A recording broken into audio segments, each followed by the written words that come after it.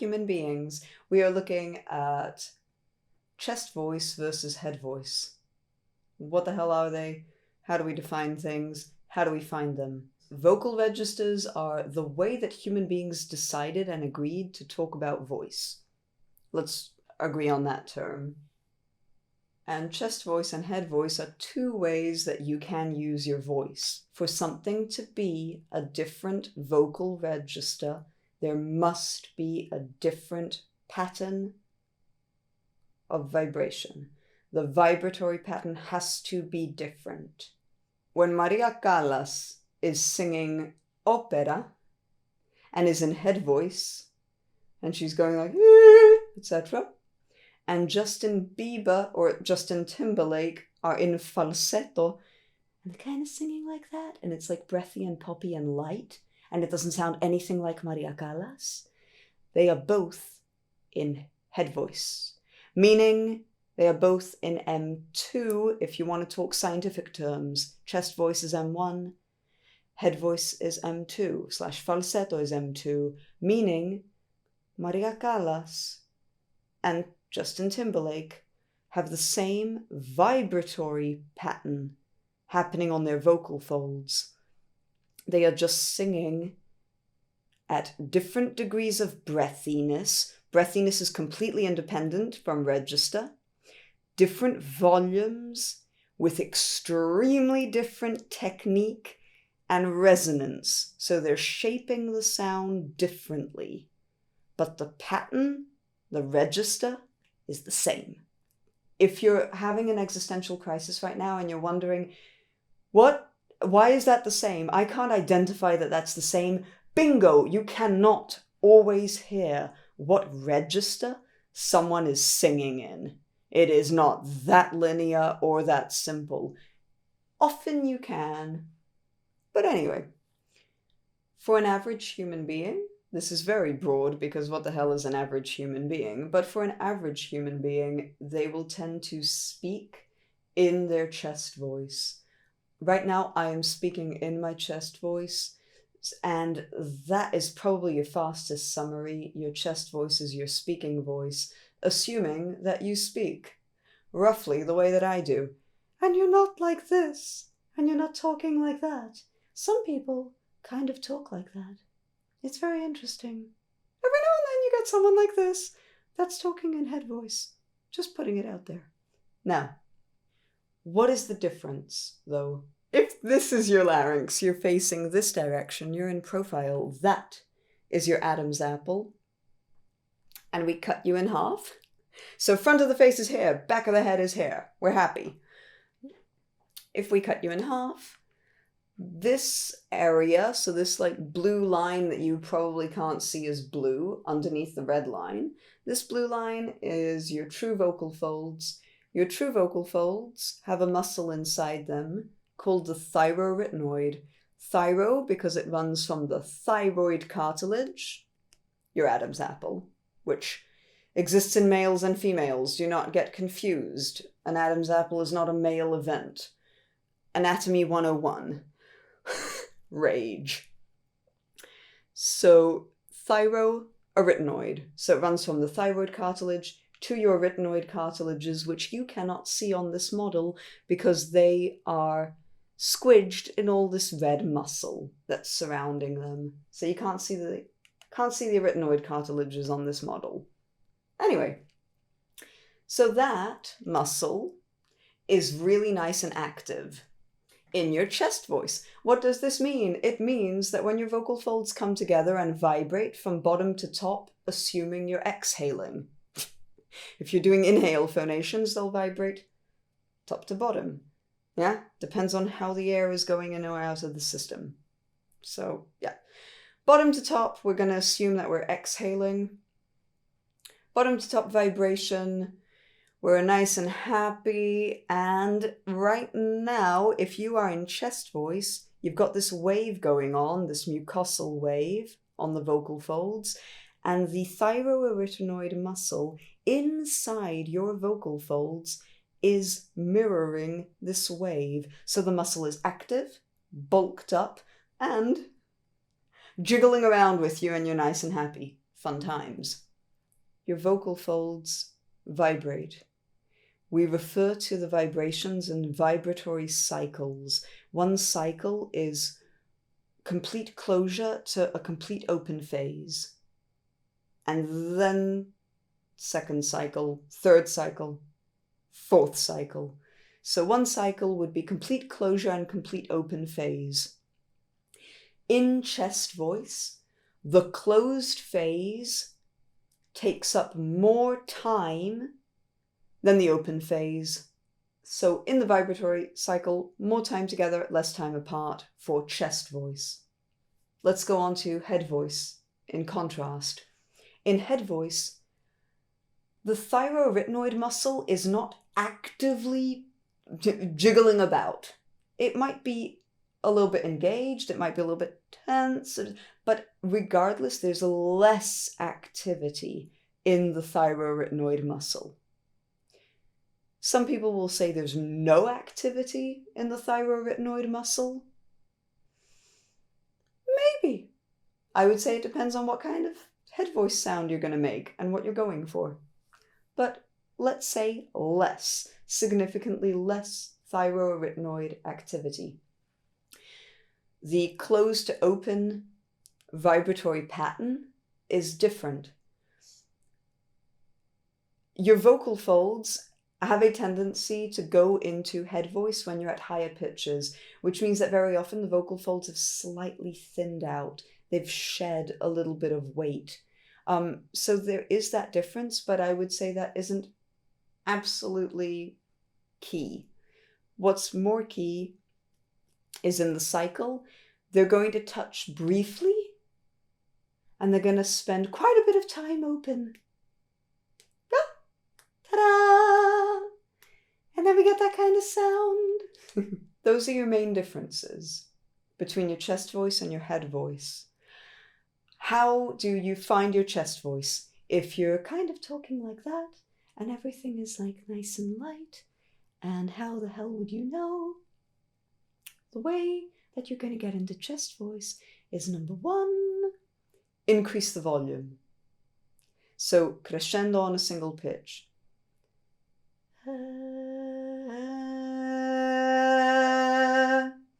Depending on how loud your body is happy to get on whatever pitch you are on, do it in your speaking range.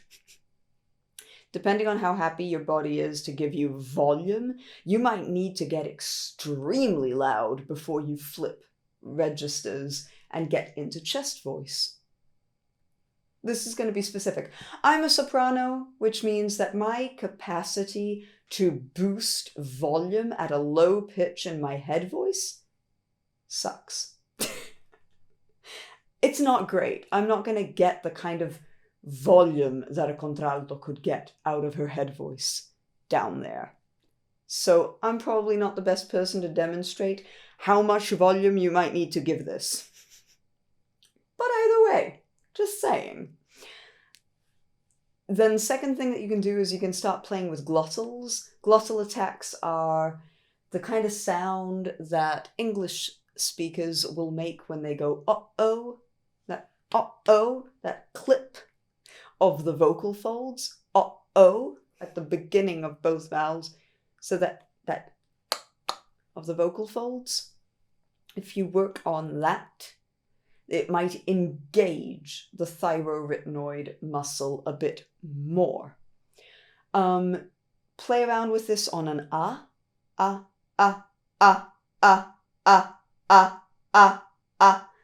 Try and make it choppier and choppier, and maybe increase the volume a bit as well. If that is not working and you're still in your head voice, add a G. Ga, ga, ga, ga. It will engage the thyroarytenoid a little bit more. And then your third option is imaginary scenarios. We often use things like, imagine that you're calling out Like you're on one mountain and you're calling out to someone on an opposite mountain. Or imagine that you're yelling for a taxi and you're in a hurry. Anything that might make you significantly increase the volume and intensity of your phonation can get you into chest voice. My personal favorite image is, imagine that you're on a ship and you've been at sea for months on end, and you are the lookout. You're at the top of the damn mast, and you see land, and you need to yell, "Land ahoy," and you need to yell it really loudly so that all the people on the ship, all your comrades, can hear you, and everyone's going to be really happy. So you actually want to be heard. There's a motivation to be loud and be heard. That's my favorite imaginary scenario for chest voice. And for any human being that's wondering, like existentially in life, and is like, is there a human being that doesn't speak in chest voice when they increase the volume, and when they do glottal attacks don't go into chest voice? Yes, they exist. They are out there. Let's validate them. They are human, and I've had voice lessons with them, and it's great. Now, on the flip side, if you're trying to find your head voice, and again, for the same question, where people are like, I mean, my head voice doesn't sound great, it's really weak and shitty, etc., but is there a human being that can't access their head voice? Yes. More than you might think. So, for your head voice, we're kind of going to take those 3 ideas from chest voice and do the opposite. So, number 1, you're going to decrescendo the volume as much as you humanly can. You're going to make it as quiet as possible.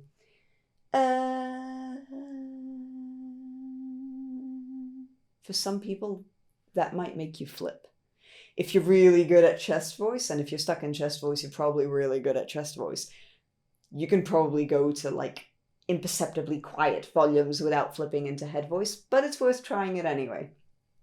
Second thing is, and this one is annoying and difficult, we need to get you using the thyroretinoid muscle less. So less muscle, less body, less substance to your voice. Hollow it out. Make it really tiny. Make it like a ghost, floppy, lacking in everything. It's fun. You're going to need a lot of practice to do this, and it's very much mental. Unfortunately, there isn't like an amazing sound you can make that will guarantee that this will work. But try to really minimize any and all sensation in your vocal folds. Remind yourself about sensation. Go from an S to a Z. S is no vocal fold vibration. Z is vibrating your vocal folds. Everything else is staying the same. That sensation, minimize it as much as humanly possible. That might get you into your head voice. And then the third thing, of course, is images. We do a whole bunch of different things here as well. Talking to babies, talking to pets, like the whole, who's a little cutie? What did you do? What did you do? Imitating Mickey Mouse. Oh, hey, Goofy. All that kind of stuff. For a lot of dudes, that weird noise that guys sometimes make when they pretend that they're talking like women, where, no one in the room thinks that they sound like a woman. And they're like, oh, will you guys talk like this? And you're like, who talks? Whatever. And you die on the inside. But that apparently seems to be a thought that triggers some very interesting phonation in dudes sometimes. So maybe play around with that thought. And cartoon characters, fairies, soft stuff. Just, find high-pitched things. quiet.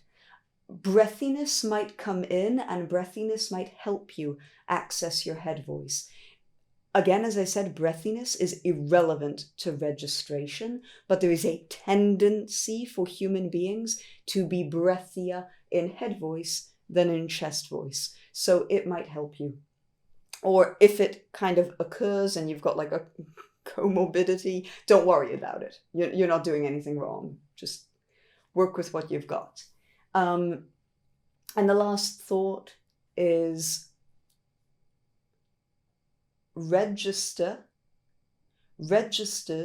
and range are independent. You could take your chest voice to the stratosphere of your range, and you can take your head voice all the way down to the bottom of your range, absolutely to the bottom, without flipping. And I really mean without flipping. So they're independent. So when we talk about, oh, chest voice is in this range and head voice is in this kind of range, what we mean is if you grab Joe Blogg off the street and you're like, hey, phonate in this range, go they'll go and they'll probably be in M1.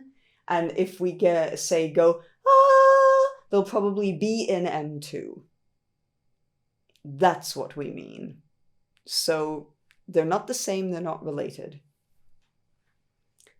Chest voice is M1, head voice is M2.